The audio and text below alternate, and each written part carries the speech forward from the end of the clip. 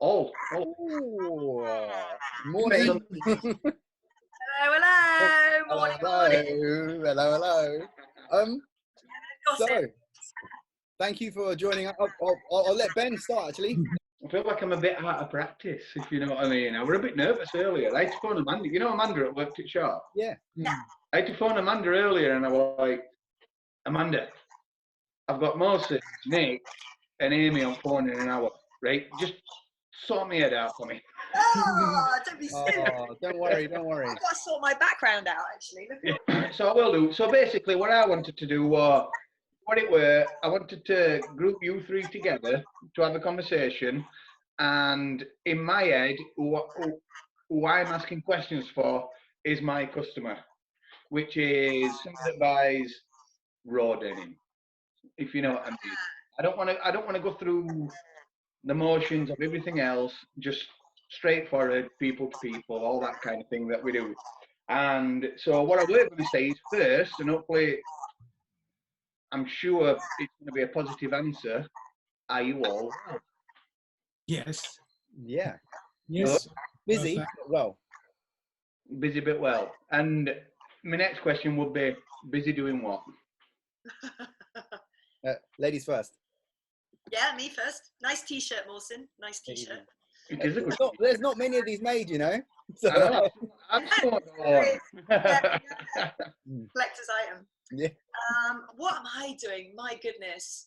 I'm doing a bit of a mixture. I was just messaging with someone today, and I don't know. I mean, obviously, it's different in America to England because, you know, just because of, you know, I don't know how long it takes you to go to the supermarket in England or whatever, but I feel like what I get up to per day is what is considered a busy day now is really different from what it was before. Yeah. So like going to the supermarket, I put off for as long as possible, and then it could take 2 to 3 hours, and you know, all of those things, you know, take a bit longer. So I do feel like my days are pretty full, but they're very, very different. You know what I mean? Like I am nowhere near working on as much work as I was, you know, was before. I haven't got as much work. And what I am doing, I'm sure I'm slower. I'm sure I'm like, you know, running at like 40% capacity rather than 80 to 100% capacity. And there's lots of breaks in between and things going on. So it's different. So what I'm actually doing, I mean, to be honest, today, I'm doing this. I'm doing a little video for Woodhouse for something else. Then I'm doing a little video for my friend's birthday tomorrow. Then I am talking to my mum because it's Mother's Day in America.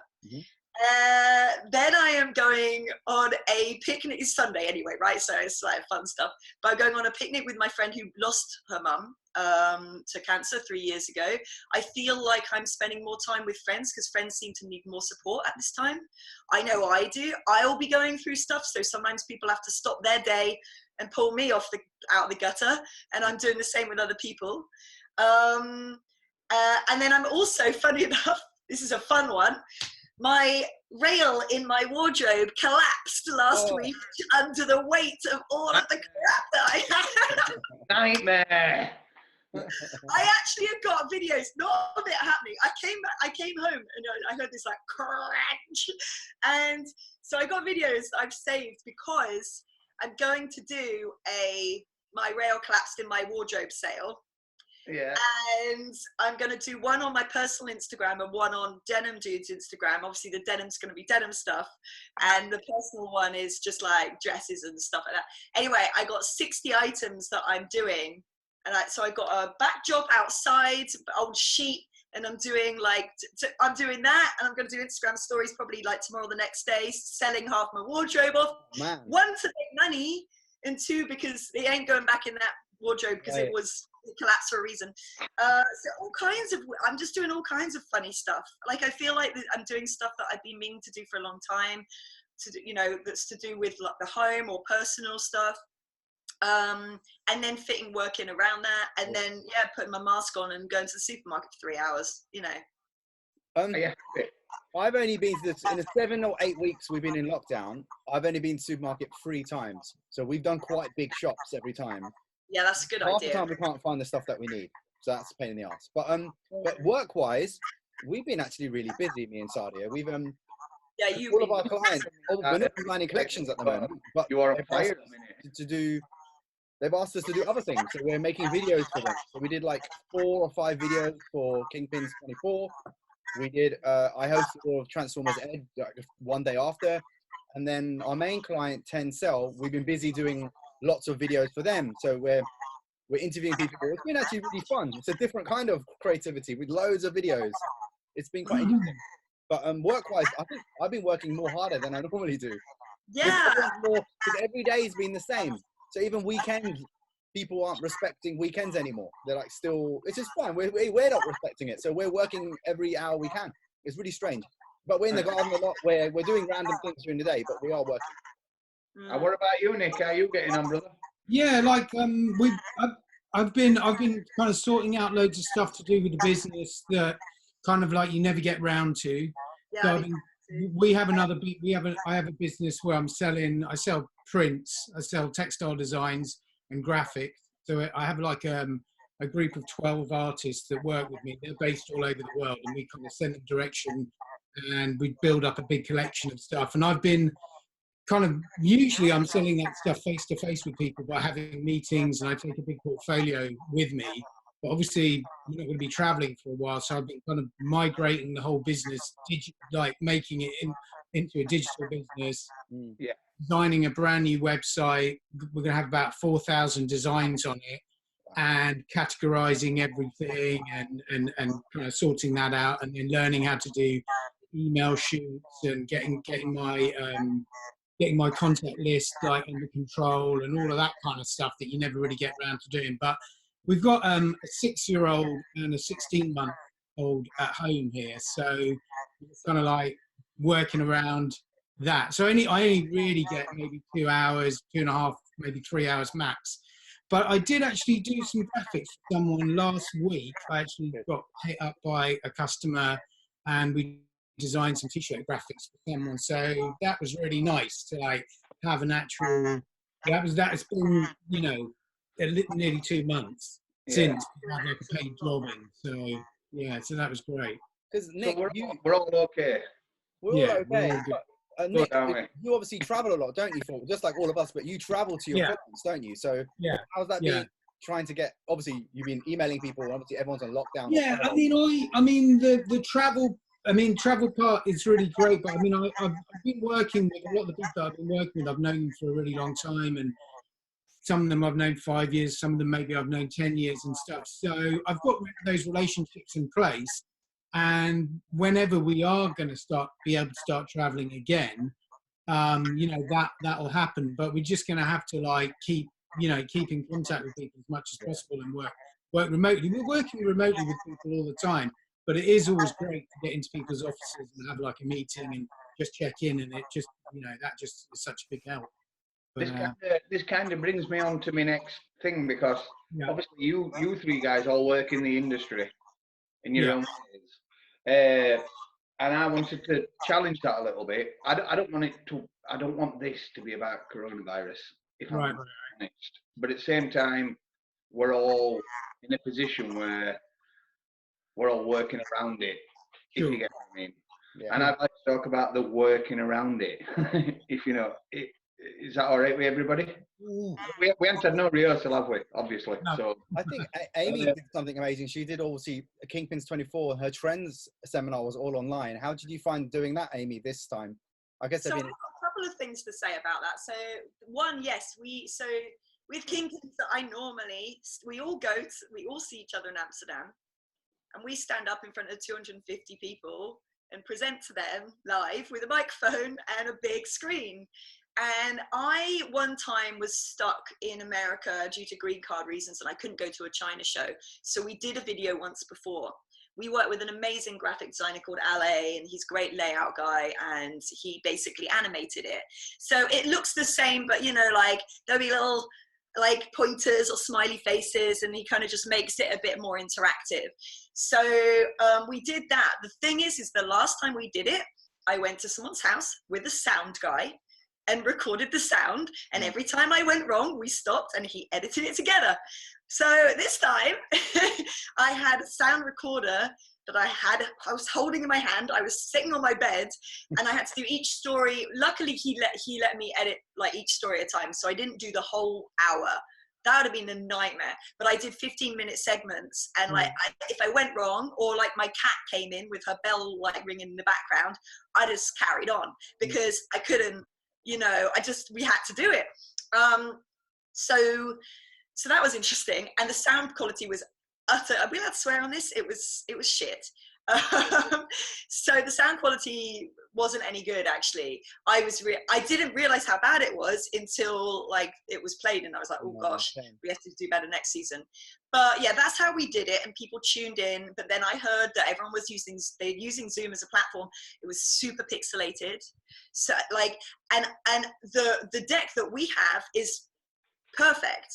Really so sharp, it was Zoom equipment, because so many people are logging in, stuff that you're just never going to know in advance. Yeah, I think even font choices and things, aren't there? Like we found out from doing loads of presentations now, the font choice is so important, because you click on a Zoom screen, it picks it's too thin. Yes, it looks great on your screen, and then Zoom as a platform, it's so interesting. And there are other platforms out there that are more expensive. There's other things that you can do, but you just don't know until the day. I mean, with Kingpins, they were literally like going live and here we go. And we had no idea. Less than a month to pull it off, and I think they did a great job. Yeah, they really did. You know, so that's one thing. But separately, actually, I just started working on a project today, and I was just messaging with the guy literally last night about it. So I was in the middle of a project with a Turkish manufacturer who are very, very, very cool, and they're very, very sustainably focused. And we wanted to create a little capsule range. And he was always like, come to Amsterdam, not Amsterdam, Istanbul, come to Istanbul. And for me, like, we do an awful lot of travel, and it was just like, how do I fit this in my schedule? Now I could go next week, but obviously I can't. And I said, well, look, we should start this project up again, and with this problem, like, you know, this is exactly what we should, you know, how do you create a collection during Corona? Because we're going to all have to work out new ways of working anyway. So, you know, we have to FaceTime in the factory, stuff like that, you know, like, okay, we're thinking of putting this on, like, we're going to have to do it that way. And that's going to be fascinating. So we're turning the problem into a problem solving solution in a way. And we're working with a couple of young designers as well, and they've never seen a factory, and they're going to be like, okay, I make it this way by myself. How do we translate that at a factory without going to the factory and seeing how this is done? So it's all going to be very, very interesting, and I think that's really cool, you know. So we're going to learn.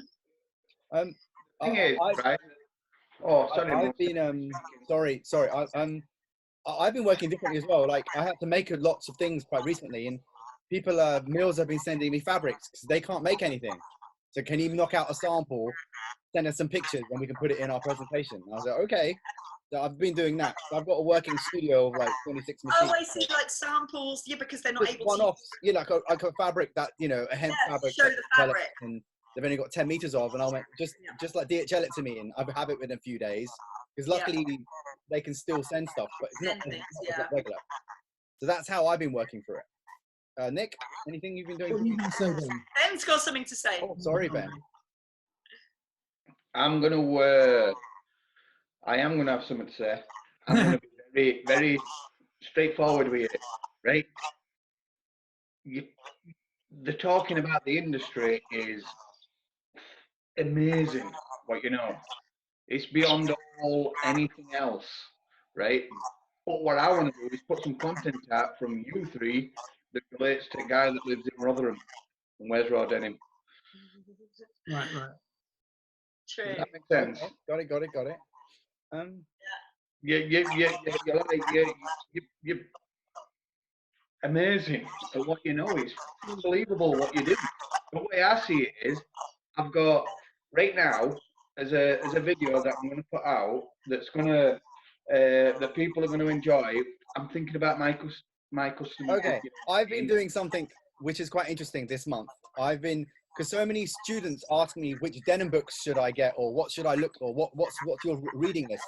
So all of May, I've been posting one book from my archive and writing about it, and posting it on my Denim History channel, and that's really been good. quite a lovely thing I've been doing every morning. It's been quite therapeutic, because the first thing I do in the morning, even before breakfast, I get a book out, photograph the pages I like, and I write about it. Then I have my breakfast, and I've been doing that all of May, and I'll do it. I've got 20 days left to do. That's quite fun. You guys are like, you guys are like, it sounds weird, it sounds daft me saying this. You're like the heroes to the denim heads, if you know what I mean. And what I want is just normal fucking conversation. I don't want conversation about what's going off with designers in other places and stuff like that, because the people that's going to listen to it are never going to understand it. Right. You know what I mean? So I knew we'd end up like this. I knew we would. So I categorized it, right? So I can ask each one of you a question, and I'll just get an answer, and people are going to love it, if you don't mind, if that's all right. Yeah. Yeah, so the categories are high street, location of manufacture, influencing in the denim world, new denim brands and what they need to do, and then I've got a little question for me, which is my own little selfish question that I need regarding the high street. I'll jump in first. I'm quite alarmed by a lot of big companies not paying people in the high street, especially in the UK. I know a lot of it's in the US as well. A lot of I don't know if you know much about it, Ben, but there's lots of companies like Debenhams and Arcadia who are not paying for the orders that they put through in March, April, and February, and it's quite devastating what's happening. Really bad. That's my take on it. It's really bad. Amy, I don't know if you want to jump in here. I mean, it's tricky because I have a friend who works for a company, which I won't name, and I remember he was really stressed out. This is around March. March. Yeah, mid to end March is when it all kicked off, really, wasn't it? And bless him, he is quite high up, and he has all these staff, and he was trying to figure out how to keep all his staff. Yeah. And they were like, where can we cut costs? So they were like, right, where can we cut costs? We've got this order, like, let's stop all of our orders, stop fabric, stop samples, whatever. And I think that's what they did in order to save their personal staff. And at the time, I get it, because he was just trying to solve a problem. But, you know, then it all came out in the press, you know, all of these, you know, companies like, you know, Primark and what have you, who are doing a similar thing. And yeah, they're developing countries that are relying on, you know, all this manufacturing that, you know, we can't. It's too late to go into should that have been happening in the first place, because we all know half the time it shouldn't have been, but it is happening. And so once it is happening, the moment we pull out and leave them all to it, we are screwing them over even harder than we were before. And so I can see why those things happened, but it doesn't make it right. And at the end of the day, I do think there are a lot of companies who are probably teetering on the edge and not doing so well, and they're making certain cuts in order just to stay afloat. And I think there's been way too much greed from a lot of big companies, big corporations, the little brands. You know, we all know a lot of people who have little brands, and they're not greedy, or, you know, and they're not taking advantage of workers and all of that. And when you get big and corporate, that starts happening. And I just think, if you can't survive through this, you can't survive through this.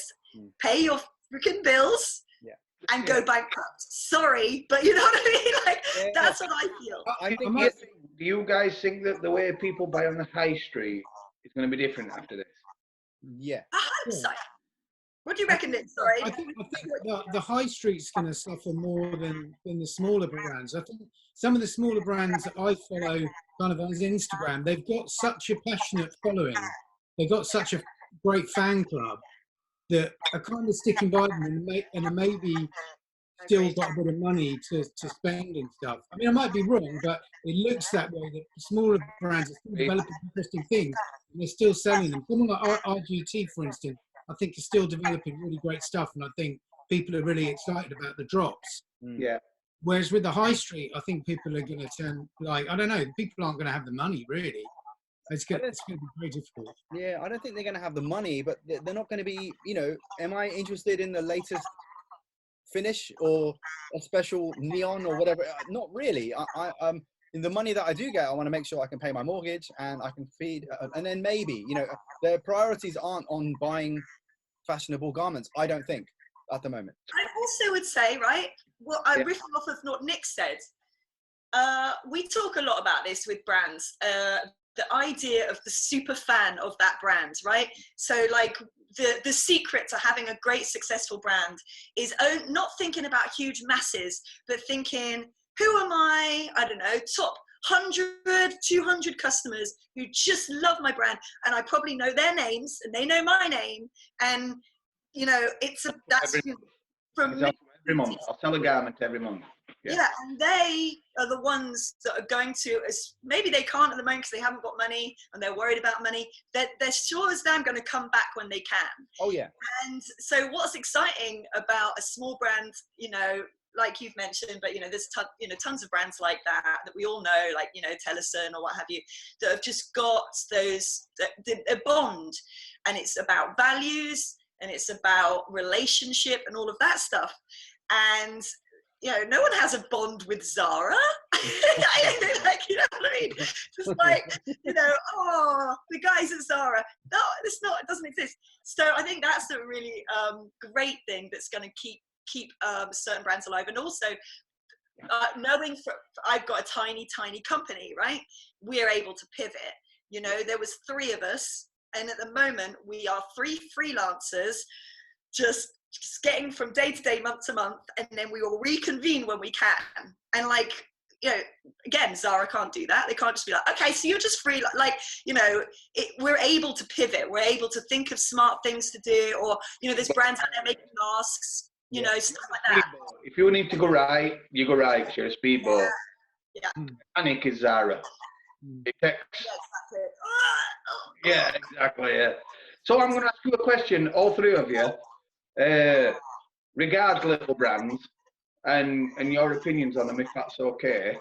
And that question is, if there's somebody at home right now, or we're a little workshop, right, making denim, making clothing, right, in your, all 3 of you, obviously take turns in answering, what 3 things would you tell that little brand to do in order to help them be successful? When you know all the big stuff, but somebody at home that's got a passion for clothing and pattern cutting and everything else has no idea what you guys know. So what 3 things would you 3 advise them to do in order to earn a living? I mean, I would say like storytelling, because that's something that we all talk about all the time. And I think, as we were mentioning before, about building up some sort of conversation with people and customers and putting something unique to yourself into the brand, that like, you don't need everyone to connect with it, but if you get enough people to connect with it, you know, that will build something really. Like, so, you know, just whatever it is. Storytelling for you. Well, if the brand is associated with, like, with Tellison, maybe being associated, I think when I think of Tellison, I straight away think of San Francisco, and, you know, all those little connections with San Francisco kind of through the brand. So it might be, you know, a passion for motorcycles for someone else, or it might be music, a band for someone else, or whatever it is, bringing that your personal kind of experience out and tell it, you know. So your number 1 is storytelling. What would be number 2 advice? Maybe someone else can say that. Amy? You go Is first. it hard? I can go. It's okay. You can go. Shall I go? For me, it's about being true. Like what Nick is saying, it's like storytelling is important, but everyone's going back to their roots again. So they're going back to their core values and reevaluating a lot of their core values. But being sustainable. I know it's a silly thing to say, but going back to making things properly. making things really properly that will last a long, long time, and not making crap. You know, it's like saying, okay, we're not going to do an 80-piece collection this season. We're going to do a 25-piece collection on all our best sellers. And we've looked at all our fabrics, and we've tried to do our best to make sure people are paid properly. And you might find some things are more expensive. You might find some things are more cheaper. I don't know. It's just going back to core values, I think. Yeah. What they should be doing. So for somebody that's listening to this now, that's starting up their own brand and doing what they do, we've got storytelling, we've got sustainability. Amy? Like, I think I would probably go back to what I was talking about before. I think focus on your super fans. Focus on that 10% of people who love everything you do. If they could, they would buy everything you put out, because they're the ones that get you. Like, so with as far as Nick is concerned with his storytelling, right? Like, I think it's bang on. It's like, be true to yourself and have a narrative, and like, this is me. Like, if I was going to start a brand, it'd be like, all right, I'm Amy, I live in LA, I'm into vintage, whatever, I like a bit of rodeo, whatever it is that I've decided to do, smiley faces, whatever. That's so me. Now, there's gonna be a 10% of your customer base that's like, oh, I love everything. So that person and you, like, those are the people you got to listen to. Like, it's like, again, it's about the core values. So I think all of these things are very interlinked. It's like being very, very sure about who you are, what you're doing, how you're making it, all of that stuff. But then, focusing on that super fan customer, and focusing on your heart and your soul and your gut. Because the people who, it's like in life with friends and family and loved ones, the people who love you will come and they will stay, you know. I was going to say, to the other thing, I mean, if we're talking about the situation in the world at the moment, I think fabric and fit are two of the most important things, and they're like the two things that people can't experience at the moment. Because they can't go and try a pair of jeans on, and they can't feel them unless people can some way get around sending stuff to people and sending it back. Like, you know, that's really what a lot of jeans sell off, right? The fabric and the fit. There's that problem also of like, are you going to try on other people's clothes in a shop now? There's loads of things that are going to change from the post-COVID, really. It's going to be alarming what's going to happen, or what's about to happen. Well, this is the next thing. So we touched on it a little bit 10 minutes ago. If people are going to go out and buy, and the buying pattern's going to change because of what's happened, in what way is that going to change? Are people going to want to buy stuff from their own country? Are people going to want to buy stuff from their own? Like, how is that going to change? What do you think? If somebody's starting up a denim brand right now, right, what do they need to know? Because so far, what you've told them is the story is really important. They need to be sustainable. And you need to concentrate on your customers and not worry about being big. You need to have a core customer base. That's brilliant advice to people out there trying to do it now. They need to be ethical as well. They need to pay people properly. It may be that things become more expensive. Like, I went to the supermarket and things are more expensive right now. It seems odd to me, but only because there's less of it being made at the moment. So, you know, supply and demand kind of scenario. I don't know if any of you other guys want to jump in. You know, also as far, you know, what you're saying about local, Ben, is I think, you know, what's been lovely out of this is like the sense of community and helping each other and stuff. So, I mean, I know it's different in LA because we have quite sunny weather, but like, I get my lemons from somewhere down the road. My friend, Erin, you know, Erin from Kingpins, she came round with some avocados yesterday. You know, got another friend who's baking bread and I get a loaf from her, blah, blah, blah. I'm providing nothing. I'm just like a taker, not a giver. But, you know, that's what's happening on a small scale because we're all having to come together and help each other out. And like, oh, you know, so-and-so's got an in with toilet roll. Oh, well, can they get me a couple of all of that stuff, right? So if you think of that and like how that's going to then roll out when we get a little bit more access to stores, like here, stores softly opened on Friday insofar as you can go and you can pick up. So you can order something and you can pick it up from the store. So a bit like with restaurants, you know. And that was tentative. That happened on Friday. We'll see how that goes and rolls out. But again, it goes back to that idea. Well, I mean, a lot of your customer base, Ben, you know, there are a lot of denim dudes who kind of know what brands they like and know what fits, luckily. You know, so they're even more going to go back to the brands that they know that fit is going to be right for them, you know. So I think that it's going to make people take less risky decisions as far as, you know, shopping is concerned, and go to people that they know, that they trust, that they know that align with their values, and hopefully they're like, well, I know the quality is good and I know that fits me. So people are going to be less adventurous, I think. Yeah. It's I'm still trying to work out the industry, if you know what I mean. Like I'm a student. I'm nowhere near at the level that you're at with it all, if you know what I mean. I'm just a student.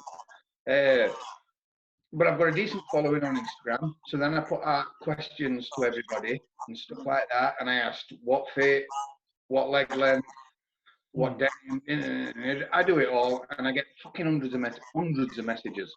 And then I've worked them all out, and I've quantified them all, and I've percentaged them all up, and I put them into a bar chart. So I knew that's what cool. my following was looking to do, if you know what I mean. Clever. Right. Yeah. Basically, they said Edwin. They said what? Edwin. No, they said it, but they all said Edwin. Right. Yeah. Wow. Everything that they said, I'm talking over 1,000 replies. Right. Every message. Which fit is it? Just so all our listeners can know. Which fit? Which is the most popular Edwin fit? Right. If I'm completely honest, slim taper got 45%. Is that the ED55? Well, no, I'd say that was a straight taper, but it was slim taper and straight taper. Okay. Fits everybody. That was like 90% of the answers. 10% were just skinny, loose, heritage, all that kind of stuff. Yeah. If you know what I mean. It's interesting. But yeah, I think he's right. Tend to go back to like their. Pardon? I think male shoppers do tend to go back to their, like, you know, they have a gene. Yeah. Yeah. And it's interesting, like, you know, as a woman, we are a little different. We are definitely more fickle. But it's interesting, say, if I think of my ex-boyfriend Corey, like before he met me, he was like buying like the $30 Levi's or whatever. And what did I get into? I think it was the 1950, which one was it? The 1955 501 or something like that. I can't remember exactly which one he went for. Quite good. The 55 is actually very I like the 55. And I think so basically, whatever it was, you know, he's like, oh, I'm dating this person who likes denim. And I kind of like was like, I don't care. I honestly don't care what people wear. But like, you know, I guess via osmosis, he got into this fit. And now it's so funny because now so I switched him about, I don't know, 5 years ago. So now he's that guy. And he ain't gonna, like, that's probably it now. So it's so interesting that he was like one particular fit from one particular brand, and he didn't even move brands. Like that would have been too hard for him to do.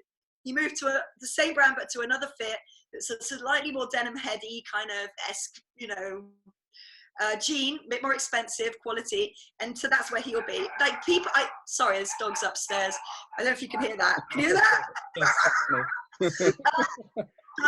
Basically, they don't change very much. I feel like men don't change too much, you know, as far as they have a I don't think men change too much at all. I'm working with a brand at minute in Asia, and a lot of what they want to do, the clothing's brilliant. The clothing is brilliant, but they are very baggy, and I think it looks amazing. But I think the guy that walks down the street in Guston Morrison's for his Clarets and Veg.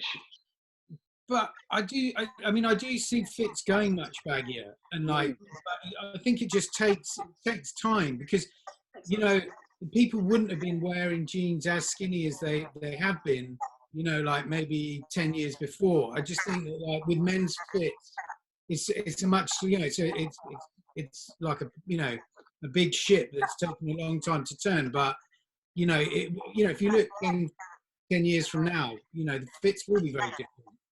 You know, but I'm really interested in this, and this is why I really like talking to you about this, because. Yeah. So I'll give you an example. Like for me, when I go shopping, and which is hardly not very much, but when I do, I know exactly what I want. So I know I want a particular kind of shirt, and I go, okay, it's going to be a Stevenson overall shirt. Only one shop sells it. I'm going to go there and buy it, and I'm in and out within a minute. Do you buy it for brand or for fit? Sorry? Do you buy the brand or the fit? I buy the brand and the fit.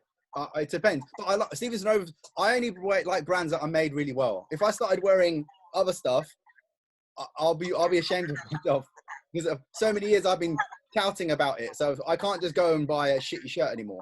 Same as you, like a salvage snob.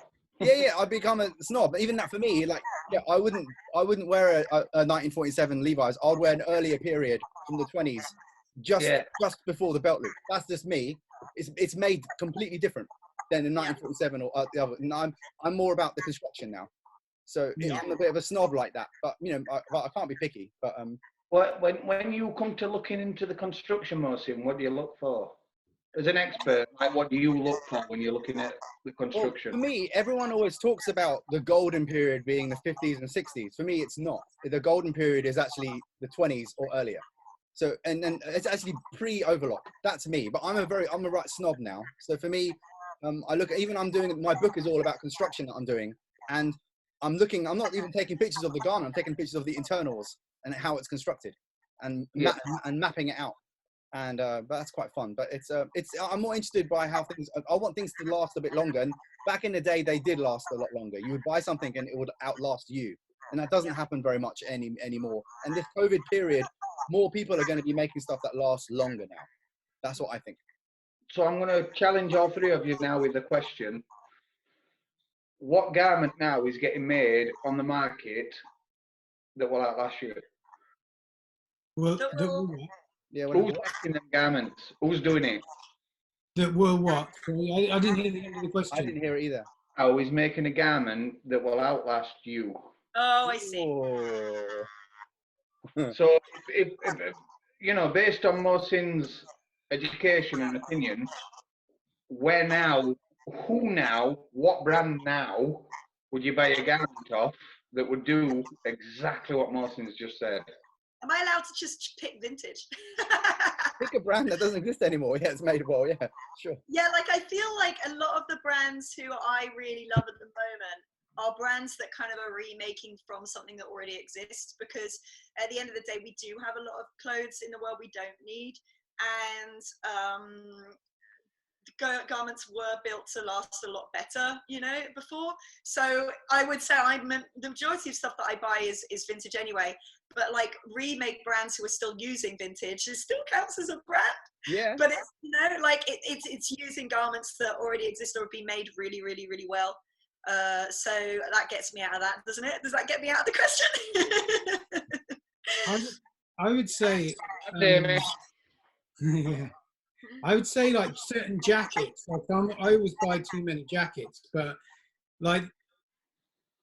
There's certain jackets like out there in the market that I think are that are, you know, that are coming along that are like different, you know, different enough that like people will want to buy into them, like denim jackets. Wait, what would you say, Nick? Different in what way? What do you look for? Styling, fit, and maybe pocket shapes or different types of like pocket, you know, maybe this kind of slit pockets or something like that. Modernizing old looks and things like that are like something that you can't really get from vintage, because it has that vintage feel, but it's got a slicker, smarter kind of like look to it. So do you think about practicalities when you're wearing that garment? Yeah.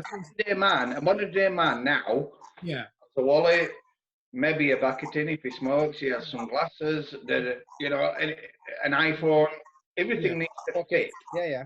Do you think about you buying a garment? It's frustrating if a jacket doesn't have like inside pockets or something, because people haven't put them in because, you know, it was just like, you know, for cost or whatever like that. But you know, you buy a piece like that and then you're like, oh, I just wish I had a pocket just for, you know, on the inside for this or the phone or whatever it is. You know what I mean? But, Yeah. I'm going to spread that question to Amy and Mohsin as well. I think that's really interesting. Do you think about the practicalities of... Yeah, it has to be practical. It's like going back to how things were made properly. You know, the original jean only had one back pocket because most people were right-handed, and it was for spools. So it's going to go back to a lot more. If it's unnecessary crap, it's just going to be taken off, because that's a lot of that's what it's about. That whole philosophy of design, and real design is literally less is more. To be honest, and it should just say it in a simple way, not flashy, not showing off, you know, this well-made stuff. You're designing a garment for ENDRIME, right? Less is more. I agree with that as well, because I don't like anything that's too complicated. Yeah. So I agree with you. But at the same time, you've still got to think about where your glasses are going to go. Oh no, completely. No. It has to be practical. So how do you approach that? But we can be practical in other ways. Like if you had a new ethical brand, you could do all your pattern copying so there's no waste, for one. So you could engineer the entire collection that there's no waste. So that's a selling point. There's no landfill crap. There's no recycling involved. Yes, you can use like recycled garments. You can use recycled cotton. There's so many things you can do now to make a real garment that will outlast you for sure. And the thing also, there's whole campaigns about redesigning jeans, like, you know, that are with no metal, or, you know, there's things that are happening in our field where we're trying to design stuff in a better way that is not going to harm the planet or not going to harm the user. So what's your thought process, not as a businessman that works with loads of brands, what's your thought process with ENDRIME when designing a jacket or a jean? For me, it's just more about making sure it fits right, because the last 10-15 years, and what Amy's saying, a lot more things are very, very ill-fitted. Like, you know, I study fashion just like the rest of us did, and design, and I find it really alarming that it's a really expensive garment and it doesn't fit right. But that's me as a designer thinking that's really odd. But it's been heading that way. It's been happening right now. But it's going to go back to stuff being made properly, hopefully, and made to fit you properly. Because, you know, that's what I think. And Amy will probably disagree. But it's all what does Amy think about that? All that. Well, I mean, I think like we were saying about earlier about fits loosening up, I definitely think that's happening. So I think, you know, but I think cut and make and quality is a really, really, really big thing for sure. But no, I'm trying to think like if I can add anything to that. Really, I agree with everything that everyone said. Really, I think it's different being a woman. Like practicality wise, you're more used to wearing impractical stuff than, you know, or more tolerant of it. You know what I mean? But I'm obviously quite a tomboy. So, you know, I probably don't fit into the classic woman category, because obviously I wear a huge amount of like denim and military and all of that stuff. And that's all very practical. And it does bother me. Like I will still buy stuff, you know, like I've got this really nice, like, 1960s Wrangler kids jacket, and I absolutely love the aesthetic of it. I love how it looks, but pocket wise it's just forget about it. But I love it, and I do still wear it. It's well made and all of that stuff, but as far as practicality is concerned, and pockets and stuff like that, it's useless. So but you know, I think women are a bit more flexible as far as that stuff is concerned, because they're more used to it, you know. Yeah, used to wearing a dress that has no pockets and just and giving it to your fella or whatever, you know, giving your phone to your fella. But yeah, maybe what I need to do is just make sure my fella has got the right pockets. So Ben, my life. Quick thing to jump on also before I forget is like what people are doing now, what brands are doing now is they're looking at fibers and stuff that will last a lot longer and are more sustainable. So hemp, tencel, there's other things. Because the reason why things haven't lasted from the 80s onwards is a lot of open end that they were used. It's a different way of spinning. So, but only in the last 10, 15 years or so, we've been going back to ring again, and ring spinning. So it's going more in that direction. Leave the high street now. When you can walk into Primark and buy, some of them look really good. Oh, they look amazing. But they won't last if you wash them, or they won't last very long. You know, it's more making you're now talking about how the in fact, and this is going to take me on to another question, which is the location of manufacture. I spoke to Amanda earlier, so I'm going to reference her again because she knows so much more than I do about the manufacture of garments and stuff like that. And she was saying how good Bangladesh and Pakistan have got because they have to compete with China. Dude, they're amazing places and they make amazing stuff, but obviously they have agreement, like trade agreements with the UK and EU. They're driven by price.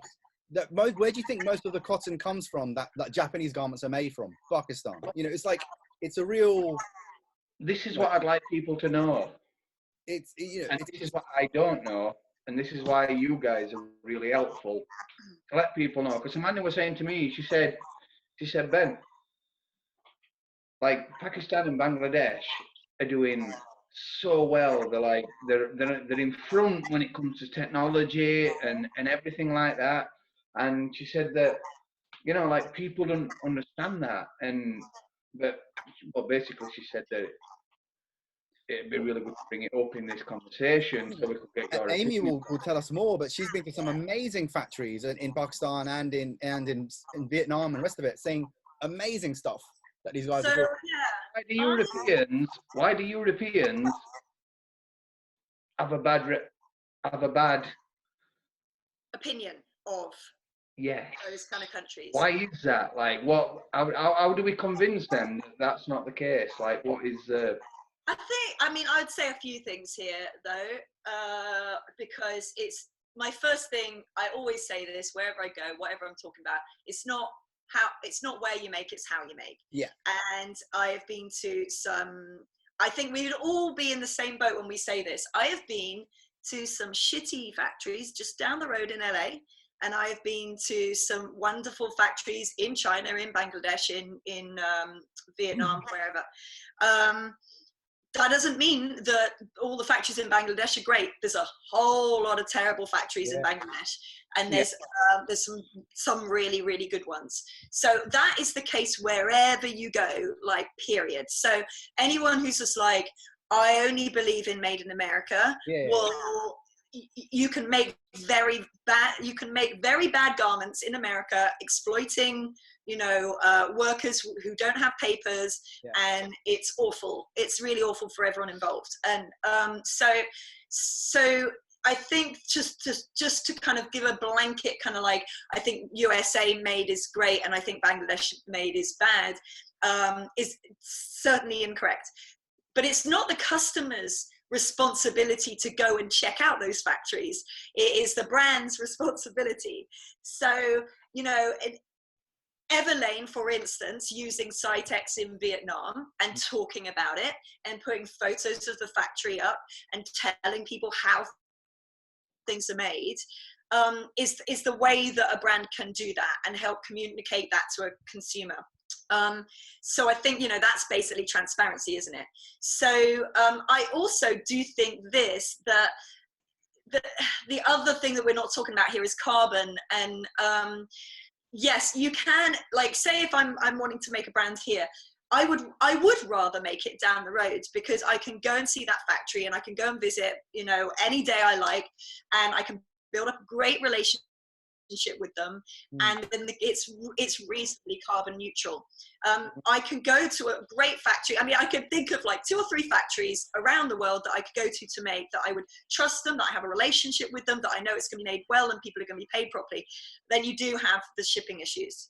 But like Mohsin said, I mean, we could get very geeky and complicated with this, and this is why it's such a tricky subject, because like you say, it's then about where you grow the cotton. I went to a cotton farm in Louisiana recently, and I was like, oh, this is really great, it's all, you know, it's all grown in America. And then they tell us that literally like 85% of the cotton they grow shipped away. It doesn't end up in America at all. So, you know, all of this, oh, well, it's like, you know, made in America, it's grown in America. But American cotton, I have seen bales of American cotton in, you know, Italy, in China, in, you know, so it's really tricky. It's really tricky because it's super complex. It's really hard, Ben, to make a product in one location. Even Black Horse Lane tried it. You know, their dream was to make everything within the M25. Yes, they have made products, but they get their denim from all over the world. They get their trims from Turkey. you know, they get their paper card stock from somewhere else. It's very difficult to have that local mentality with making products or fashion garments. It's very hard. You've still got to sell it. So what I mean, I've spent a year just looking into all this, not knowing how I'm a student of it. You know, like shop short. So then I started really trying to get into it, if you know what I mean. And I'm still a student of it, and I'm using you guys now. You know, there's a really good. I think the best start, if I was a brand, the best start is radical transparency. So there's a great brand. They make shirts, actually. They don't make jeans. They're called Arket, A-R-K-E-T. And you know how you have like your little care label inside, and you have your like where everything's, you know, and it'll just go made in China, made in Bangladesh, or whatever. And this thing is like thread from here, buttons from here, you know, cotton grade here, and it's a big old list. And what I love about it is they're not saying, hey, we're the best. They're saying, this is where we're at right now. And they're being super transparent about it. And then the consumer gets to read that. And of course, you know, because that's their brand ethos, it's almost like their press thing. So then there are articles written about it. So then consumers start really thinking about it. So they're like, all right, we get to buy from this shirt company, and we know exactly where everything is made. And we know that they're trying to get everything more locally and locally sourced if they can. And they are at least trying, because they're showing their faults. Yeah. So I honestly think if you're trying to buy into a brand, these days, the consumer's getting more and more savvy. Buy into a brand that's saying, hey, we're not perfect. Because believe you me, there isn't a perfect brand out there. No one's doing it brilliantly. But the brands that are trying and are aware of it and are like-minded and are, you know, want to make changes are the ones that are saying, hey, this isn't great, but we're doing our best, you know? Ben, sorry, Nick, I know you want to jump in, but there's a couple of brands also that are exploring blockchaining. So same thing that Amy's saying, it's like a barcode on the garment or on the tag, and you press it and it tells you the whole history, which factory, location, maps, geo maps, all this stuff exists now. And it's just up to brands to actually adopt it. Exactly. So I'm going to move us on to influencers, if you don't mind. I'm going to move us on, you know. So we've got, there's a community on Instagram, and it's denim influencers. Is it? I don't even know this one. It definitely is. It's there, right? I think before I had my shop, I was one of them. Right now, I am fucking tired of it. Tired of it. You must get a lot of crap emails from people like, can I do collaboration or something? No, I just think it's bullshit. Yeah, it is bullshit. I'm glad you said that, Ben, because I've been feeling really similar lately. I'm just so fatigued by the whole fucking thing. I'm fucking bored. Even Katie from Story MFG, she decluttered her own account. She had something like, what, 30k followers? Now she's got hardly nothing. She had 50 or something. And she cut it right back to 3. I'm losing 300 followers a week at the minute because of my posts. Yeah, but that would stress me out. We're down 300 a week, and I ain't got the fucking time. What's that? You're not going to get a proper reading of what's working because everyone just likes everything. So right. So I'm gonna bring us on to the subject of influencers, if that's all right, because even though I feel like back in a couple of years ago, 3 years ago, I might have been one. Now I actually work in it. I don't give a fuck about being one at all. Starting you, it'll be more like refreshing for you. So we've got all these little brands out there, sort of trying to make it doing good stuff. They're making the jeans, they're working hard, they've got the sewing machines, they've trained, they have learned how to make a good pair of denim jeans, right? And these little brands think that by connecting with somebody that's got 50,000 followers, change their brand. And I completely disagree with you. Yeah, I disagree your too. opinions of that were. I mean, I think go for it, Nick. No, go for it, Nick. It's difficult at the moment, but I mean, one of my favourite stores in LA is General Quarters, and that store has such a passionate following like such a community around it. And there's not, you know, there's tons of stores that have a passionate community around it. I'm just mentioning that store because it's a store that I like. But you know, but it's difficult at the moment if you're starting something new to build that up, because you can't really have a store and you can't really have people coming in, and it's about knowing the guy behind the counter and forming a relationship with them and having a chat. Like when you had your place, it was all about, you know, your personality, and you know, I remember you had a lot of people wanting to come up for a beer all the time and hang out for the weekend, and you had to kind of like say, well, you know, let's just do that once a year or every 6 months, because you'd have to be going out, you know, on the lash every weekend or something. But you know, that kind of thing with, yeah, with people having those relationships and becoming passionate about a store and following it and about a brand and stuff. And that's more of an influencer. I mean, those people might not have as many followers, but the followers they've got are important to each other. Do you know what I mean? I think that's what everyone's realizing it's about. You know, there's so many people that follow you that have only posted 2 pictures, and I don't know what their story is or what they're doing. But there's only like a very small amount of people out of that, whatever it is, 10,000, 20,000, 30,000, that you actually really probably have like any kind of relationship with, you know. Probably even less than that, Nick, to be honest with you. Yeah. But this is my point. This is what I wanted to ask you is, I feel like when brands are starting up and trying to do something, they start sending out free goods to people all the time, and they think that that's going to make their business work, and that is not the core values of making your business work. Yeah. It's a myth. It's a complete fucking myth. And there's no right or wrong way, Nick. You know, there's brands like Naked and Famous who have never given a single garment out to anyone, and they've got a huge following. There are ways of doing it. But you have to stick to your morals, you know. And like for me, I've never given out anything. Example of that, aren't they? They're Naked and Famous, a good example of that. Build it and they will come. Yeah. And then what you've got, like we were talking about at the very beginning, is you've got your super fans who do your marketing for you out of love, passion, and pleasure. So like when I say I buy something that I'm real happy with, I might share it on my personal Instagram or whatever, or even like on Denim Dude, something I really actually genuinely love myself. And people resonate with that. People can see through the shit, I think, you know. True. And more and more so these days, because you know we're getting a bit more savvy to influencers and stuff like that. And so yeah, I just think that if you build a brand that's really, really awesome, and that you know exactly what it is, and your super fans know exactly what it is, and you're all on the same page, then you just got to sit back and let them share what they want to share in the way that they want to share it. Because they will. I think, you know, like with Naked and Famous, you know, it's a really good example. They've got super fans because they've got a very, very specific, very kind of niche way of looking at a denim business. They're complete nerds. They do weird, crazy things that make people, and Brandon are amazing, yeah. Yeah, and it's so unique. Like, talk about what's interesting about Naked and Famous. Talk about gap in the market. How have they managed to find a gap in the market in the 5-pocket jeanswear business? They have, because they've gone, we're weirdo fabric freaks, we made a glow-in-the-dark jean. I mean, it's stupid and it's fun, and you know, it shows absolute passion. Yeah. And yeah, they've got a great following who are very engaged. Do you think they send all their shit out to anyone?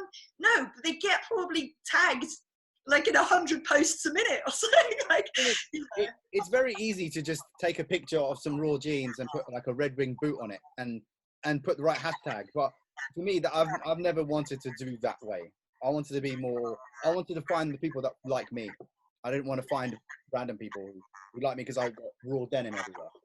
So, I always did. I always wanted to do it that way.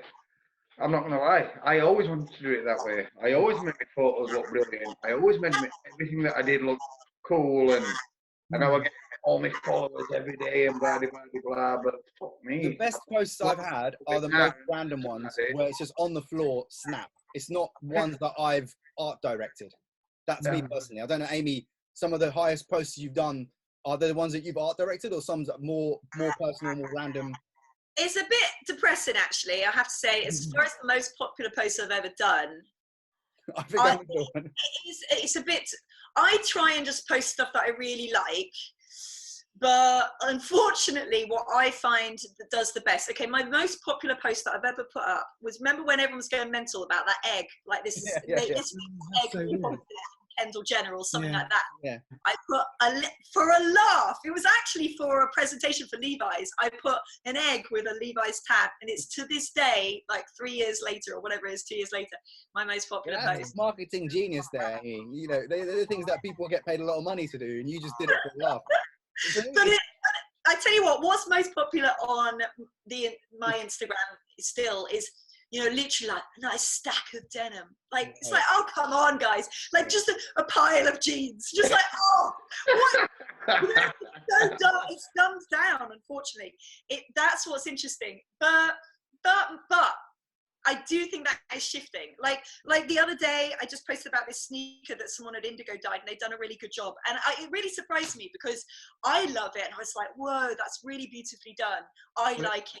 And they're nice photos as well. It's regrabbed from someone else, so it's not my original photo. But I liked it a lot, and I put it up, and I'd not heard of this person who'd done it before, and I was discovering something. I thought that was interesting, and it has done really, really well. I do think things are changing because people are getting really bored of seeing the same stuff, so they are getting a bit more bored of seeing a stack of denim now. Yeah. So maybe the stack of denim was like 2-3 years ago.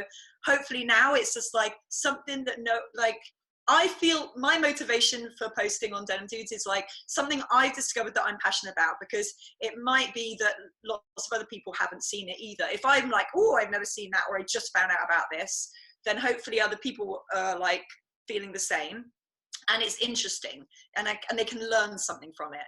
So I think things are shifting. I think things are shifting, and people are looking to Instagram to learn about a new brand or a new young designer or something.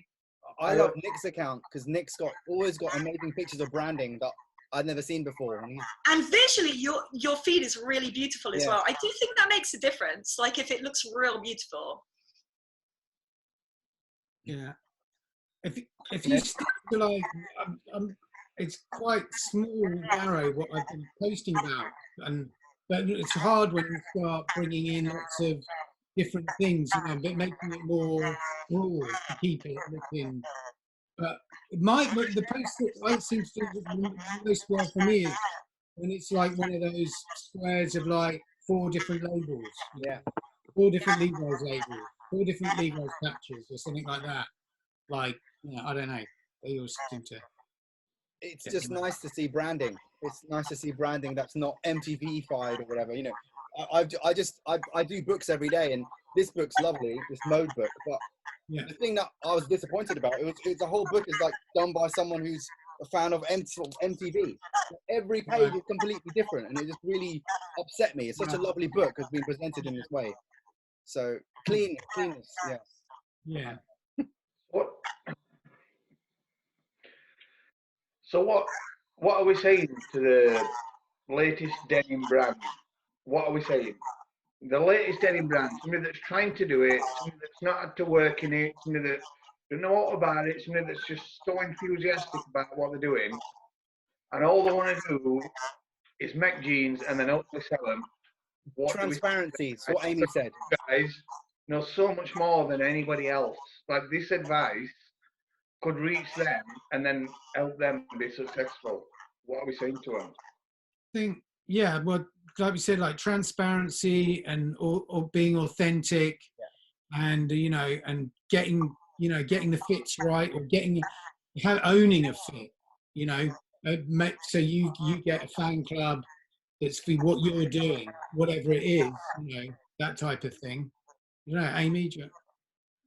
Yeah, I agree, and I think values and community. I think like I mean, I know I keep making this point, but it's like thinking about your community and engaging your super fans and doing something that you love and they love.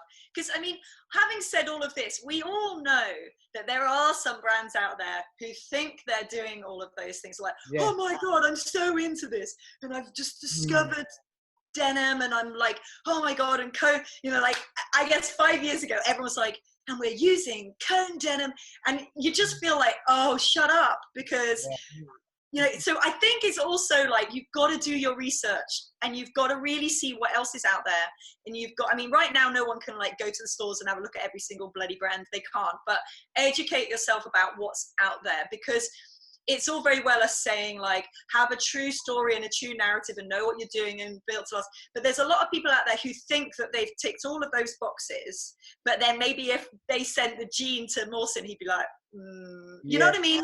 So like, really, like, you've got to do all of those things, but you've also got to really educate yourself, talk to a bunch of people, talk to brands, you know, look at brands, really pay attention to how things are made, where they're made, all of that. Are they being honest as well? Are they telling where things, I remember speaking to a brand and I said, where's your cotton from? And they said, oh, it's a secret. And I went, dude, this isn't going to work anymore.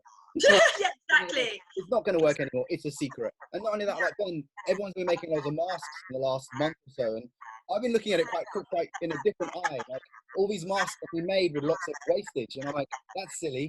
So I've pattern cut a mask that is ergonomic, that fits your face, that you can fit in a square, and it's properly made. It's like, it's this clever design. Clever design is also something that I've been doing forever, but that's what people. I think, yeah, becoming like, you know, educating yourself and realizing that, you know, you need to make sure you're the expert in that field before you go, hey, I'm a brand and we have a story and we have this and that. A good example of that, right, is there's this guy who just makes, he remakes jeans. He's a kid and he's here. We just did an article and a Q&A with him, and he's called Das Yori, and he's really into like surface and wash and stuff. And I was talking, you know, at the beginning of this, I said I was working with a manufacturer in Turkey on this project. And I just happened to mention his name. The dude has already reached out to this factory owner in Turkey. So this kid from, wow. He's originally from Pennsylvania, lives in Philadelphia now. I'm guessing he's 20 years old. He knows, he's a kid, he knows nothing. He's like, oh, Amy, thanks so much for messaging me back. He's like the cutest guy, like totally green to this, doesn't know anything, and is learning and teaching himself. He's somehow found a manufacturer from Turkey, and he's DMing him, and apparently this guy's like, oh, he asked me one question and he just won't shut up, and he's asking about 50 questions. Like, that is dedication. That guy is going to become an expert in 6 months, because he is like making himself an expert. He is asking everyone for advice. Once he's at that point, of course he's going to knock everyone else out of the park with his brand, because he's made himself an expert. The information is out there. We live in a world where it's all at our fingertips, and it's like, I would just advise yourself, get to the point where you really know your market, you know what else is out there, you know your competition, you know your gap in the market, and then yeah, you can do all of the other stuff like, oh, super fan, storytelling, da da da da da. But you can't just think that you know it all and do it. You've got to become an expert in it. I think what Amy's saying also, which is correct, it's completely correct, is it's even more easier to speak to someone. You can find their Instagram account and speak to a very highly influential person, have a conversation with them. Most of the time, they might even like reply.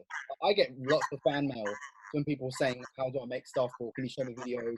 And they're very nervous, like, I'm not going to reply to this, and I do. And they're always very surprised, like, oh wow, like, yeah, I can send you some links. It's like, you know, so accessibility is really easy at the moment, and especially with WhatsApp. Oh my God, it's like people just talk to you at the strangest times in the day now. There's no restriction. You know, those days where I shouldn't email that person, it's the weekend. It's bullshit. It doesn't happen anymore.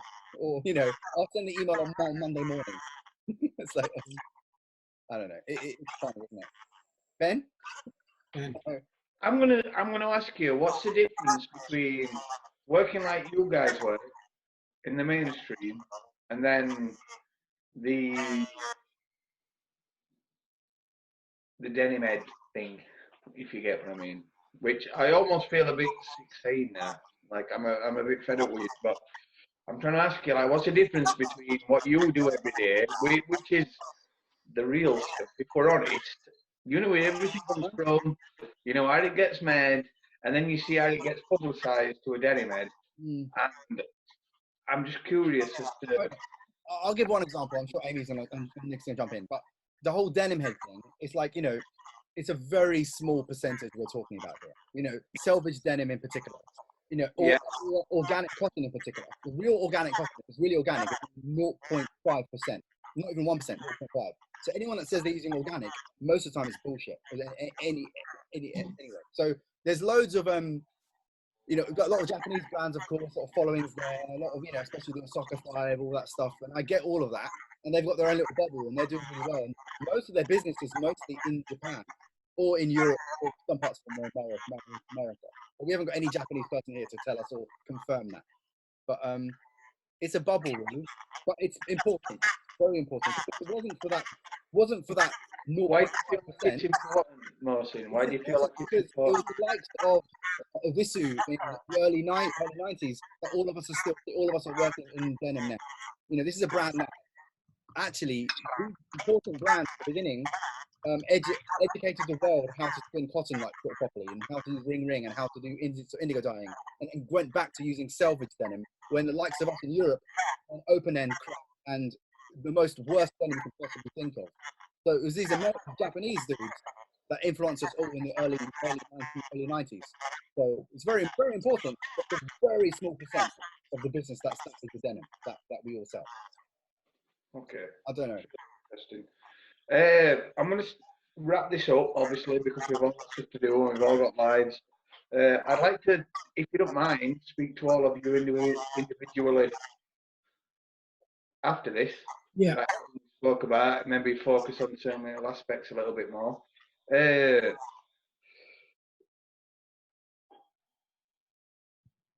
Is everybody all right? You all right? Yeah. Sorry, my computer just paused. I thought I'd lost you all then for a second. Do you guys... Anything about that comment I just said, or not? You're okay with that? I'm absolutely fine with it, and I am I brilliant. okay with it, but I don't know if the others want to say, because they're experts as well. But they did a rant and no one commented. I'm gonna drill you for more information, and I'm gonna drill Amy as well, if she don't mind, for more information. I'll speak to Nick as well. I didn't sound right, did it? But you know,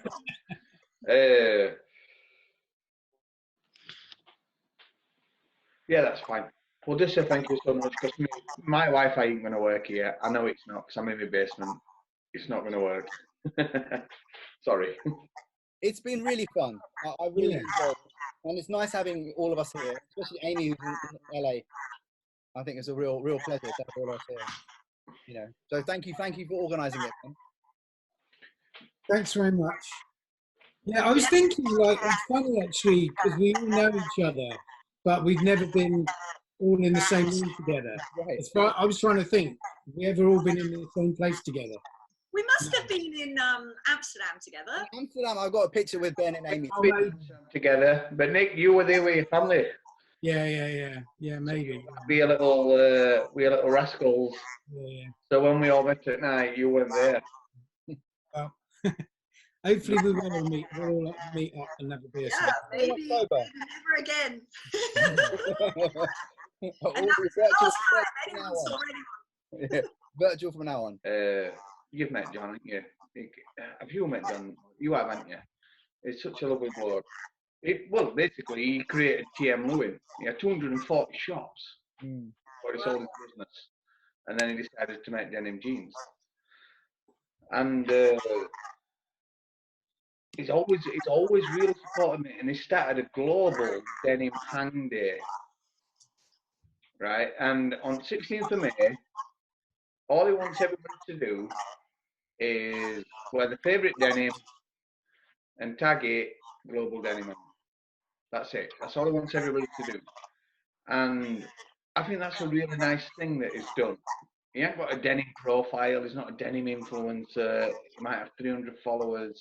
He's come up with this idea that I think's really nice, you know, community. And so I phoned him up before we spoke and said, "Right, I really like your idea, and I think we should all do it on 16th of May, and I'll mention it on this conversation." I said, but on Sunday, 31st of May, I think we need a 24-hour Zoom meeting where anybody that wants to be involved from around the world can just log in and chat to other people that are interested in denim. And that'd be cool, wouldn't it? Yeah. I don't think I can log in for 24 hours, but I can definitely have a slot. me or him will log in for 24 Yeah, hours. it's quite The fun. point is anybody can Like tap in for 24 hours. a It's obviously it's matter. global and it's, Yeah, everybody's got their own sleeping patterns. It is what it is. I think, well, as we're all in COVID, yeah. Good idea? Shall I Yeah, do it? sounds good. Yeah. Definitely. Yeah. If you stagger it, if you do a little agenda and bring in certain people every half an hour, it'll be really fun. Yeah, I think it could be really fun, and I think that people really enjoy speaking to you definitely. guys. So if you guys are involved, then I'll do it. All right. Well, on that note, I've really got to go. Thank you, Amy. Yeah. Good to see you all. Yeah, great to see you all. Thank you for your time. Cheers, Ben. Was Thanks good. for inviting me. Amy, thank you very much. Thanks, Ben. See you. Mohsin. Bye. No, absolute legend. And Nick, I look forward to speaking to you soon, brother. Cheers, mate. Take Cheers. care. See you soon. Bye.